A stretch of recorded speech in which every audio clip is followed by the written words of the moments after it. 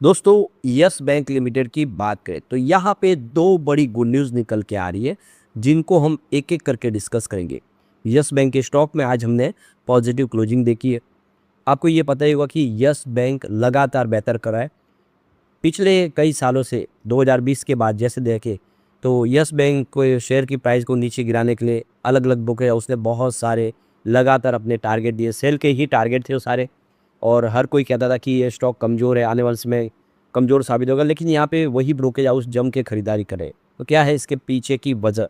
जो लगातार कह रहे थे कि ये शेयर कुछ नहीं चलने वाला, ये गिर जाएगा, लेकिन आज उनकी ही होल्डिंग यहाँ पे बढ़ती हुई दिखाई देगी। वो सारे ब्रोकेज हाउस यहाँ पे जम के खरीदारी करे। तो क्या है उसके पीछे की रीज़न आगे समझेंगे। और इसके अलावा यहाँ पे यस बैंक जो किस तरह से मजबूत हो रही है उसको भी समझेंगे इस वीडियो के माध्यम से, और आने वाले समय क्या शेयर की प्राइस में वृद्धि की संभावना बनेगी। लेकिन फ्रेंड्स, उससे पहले अगर आप पहली बार हमारे चैनल पे आए तो चैनल को सब्सक्राइब कर दीजिए, एक बेल आइकॉन दबा दीजिए ताकि जब भी नया वीडियो बने पहला नोटिफिकेशन आपको मिले। वीडियो पसंद आए लाइक से जरूर कीजिए। चलो फ्रेंड्स, वीडियो स्टार्ट करते हैं। मैं हूँ आपका दोस्त SB दवे और हमारे अपने चैनल ऑनलाइन कमाई में आपका बहुत बहुत स्वागत। सबसे पहले निफ्टी बैंक की बात करें तो आज 57,885 के स्तर पे क्लोजिंग थी। यहाँ पे 0.77% की तेज़ी देखने को मिली। तो बाजार आज पूरा दिन कमज़ोर था, लेकिन बाद में रिकवर कर गया। और इसके पीछे वजह है इंडिया के बड़े फंड हाउस ने बाजार में अच्छी खरीदारी की। तो FIDI का रुझान आज का हमारे सामने आ चुका है, और आज DI ने बाजार में बहुत बड़ा इन्वेस्टमेंट किया। आप देख ही सकते हो, ये 12 अगस्त के आंकड़े लेटेस्ट 18,661 करोड़ का इन्वेस्टमेंट किया DI ने। सामने उन्होंने 14,339 करोड़ की बिकवाली की। इसका मतलब ये है कि आज उन्होंने 4,322 करोड़ की भारी खरीदारी की, 4,322 करोड़ का निवेश किया है। काफ़ी दिनों से कुछ बड़ी खरीदारी नहीं हो रही थी, लेकिन आज DI ने जम के खरीदारी की, जिससे बाजार रिकवर कर लिया। तो बाजार पे भरोसा इस समय इंडिया के बड़े फंड हाउस का जरूर है। आज FI का रुझान थोड़ा सा कमजोर रहा। आज देखिए 12 अगस्त को उन्होंने 15,908 करोड़ का इन्वेस्टमेंट तो किया, लेकिन सामने 16,725 करोड़ की बिकवाली कर दी। इसका मतलब आज उन्होंने 817 करोड़ का अपना माल बेच दिया है। तो पिछले कुछ दिनों से FI बाजार में हल्की सी खरीदारी कर रही है, आज फिर बिकवाली की है, लेकिन अमाउंट छोटा है क्योंकि 800 के सामने 4,300 करोड़ की खरीदारी DI ने कर ली है, जिससे बाजार रिकवर कर गया। और आने वाले समय उम्मीद है कि यहाँ पे बाजार फिर पॉजिटिव माहौल में आगे बढ़ता हुआ दिखाई देगा। अब यस बैंक लिमिटेड की बात कर ले तो 22.83 पर आप देख सकते हो कि स्टॉक की हमने क्लोजिंग देखी है 0.35% की तेजी के साथ। तो शुरुआत बिल्कुल फ्लैट हुई थी 22.75 पर जो क्लोजिंग थी कल की।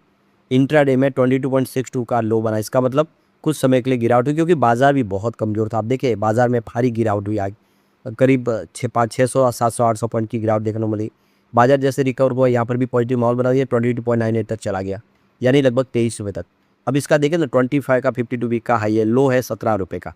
स्टॉक इस समय अपने ऊपरी प्राइस के आसपास, क्योंकि निचले लेवल से देखेंगे तो कम से कम 6 रुपीज़ की रिकवरी आपको देखने को मिलेगी। ऊपर के लेवल से सिर्फ 2 रुपये का आप देखें निचला लेवल देखने को मिल रहा। कुल मिला के स्टॉक के आगे बढ़ने की उम्मीद काफ़ी ज़्यादा दिखाई दे रही है यहाँ पे। तो वॉल्यूम फिर से बढ़ने लगा। आप देखिए 5 अगस्त को इसका 6 करोड़ का वॉल्यूम था, 6 अगस्त को वॉल्यूम कम होकर 3 करोड़ पर आ गया, 7 अगस्त को ये वॉल्यूम और कम हुआ और 2 करोड़ तक आ गया। लेकिन 10 करोड़ को वॉल्यूम थोड़ा बढ़ा, 3 करोड़ तक पहुँचा।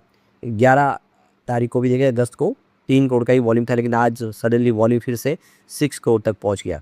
यानी 5 अगस्त का वॉल्यूम था वो उसने आज प्राप्त किया। वॉल्यूम अच्छा खासा बढ़ा, इसका मतलब बड़े फंड हाउस इसमें स्टॉक में एक्टिव हो गए।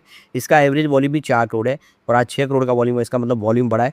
तो बड़े फंड हाउस इसकी तरफ आए फिर से, और भरोसा दिख रहा है यस बैंक पे इस समय।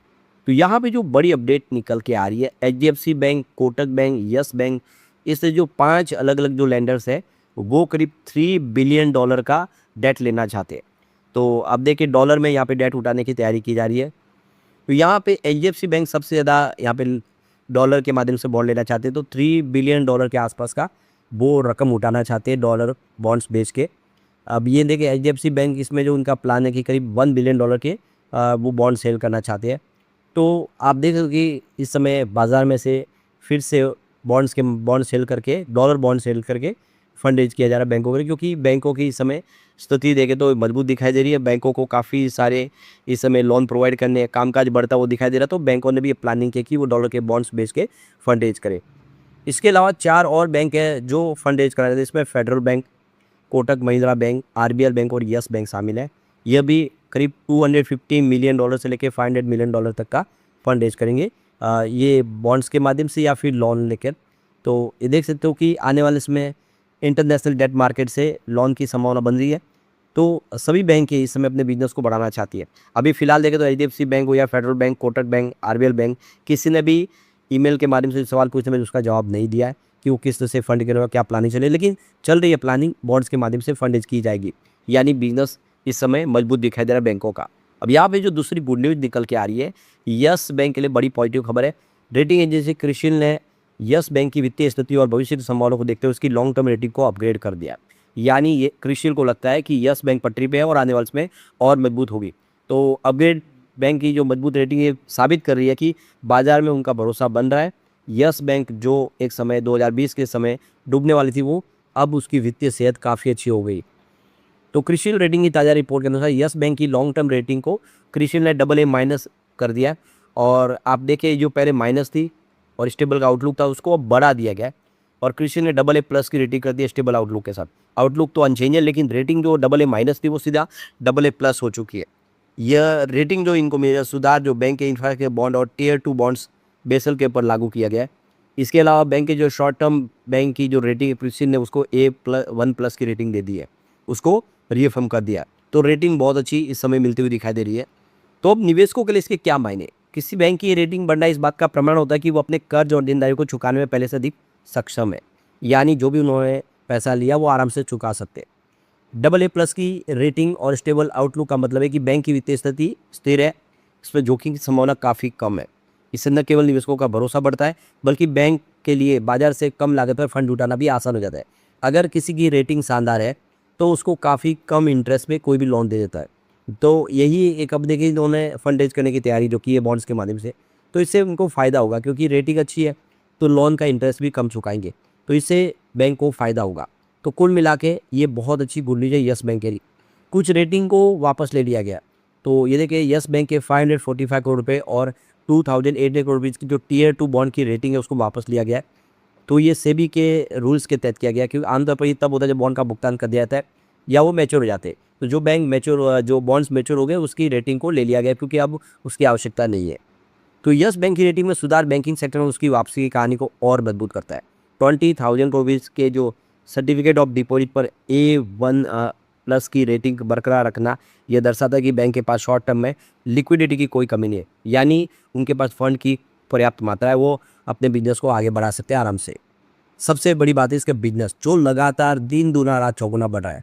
2023 की बात करें तो इनका जो ऑपरेटिंग प्रॉफिट था वो 981 करोड़ के आसपास था। मार्च 2024 में बढ़ के 1537 करोड़ तक पहुंच गया। इसमें 56% का ज़बरदस्त ग्रोथ देखने को मिला। इसके बाद मार्च 2025 की बात करें तो यह सीधा आप देखो कि 3223 करोड़ तक पहुंच गया और यहाँ पे 109% का ग्रोथ देखने को मिला, यानी दुगना हो गया ऑपरेटिंग प्रॉफिट। अब मार्च 2026 की बात है तो ये इनका जो ऑपरेटिंग प्रॉफिट है वो 4643 करोड़ तक पहुंच गया और यहाँ पर भी 44% की ग्रोथ देखने को मिली। तो ये देखिए कि 900 करोड़ के आसपास का इनका ऑपरेटिंग प्रॉफिट 26 आधा थे 4643 करोड़ तक पहुंच गया। दुगुना तीन गुना बल्कि कई गुना बढ़ता हुआ दिखाई देगा। ये आंकड़े इशारा करें कि यस बैंक का बिजनेस तेजी से बढ़ रहा है। इस तरह से यस बैंक का प्रॉफिट भी ज़बरदस्त बढ़ा। मार्च 2023 में 735 करोड़ का प्रॉफिट था, तो 24 में 1285 करोड़ तक पहुंच गया। मार्च 25 आते ये 2446 करोड़ तक पहुंच गया, जबकि 26 में सीधा 3512 करोड़ तक पहुंच गया। तो ये आप देख ही सकते हो कि ये ग्राफ बहुत तेज़ी से बढ़ा है और कई गुना बढ़ा है इनका प्रॉफिट। ये सारी बातें साबित करेगी कि यस बैंक मजबूत है और आने वाले समय यस बैंक कमाल कर सकता है। लेकिन फ्रेंड्स, कोई भी इन्वेस्टमेंट करने से पहले अपने फाइनेंशियल एडवाइजर से एडवाइस ले ले या अपना खुद का रिसर्च करें, क्योंकि मैंने वीडियो आपके एजुकेशनल पर्पज़ के लिए ही बनाया। वीडियो पसंद आए लाइक शेयर कीजिए और चैनल को सब्सक्राइब कर दीजिए। Thank you friends.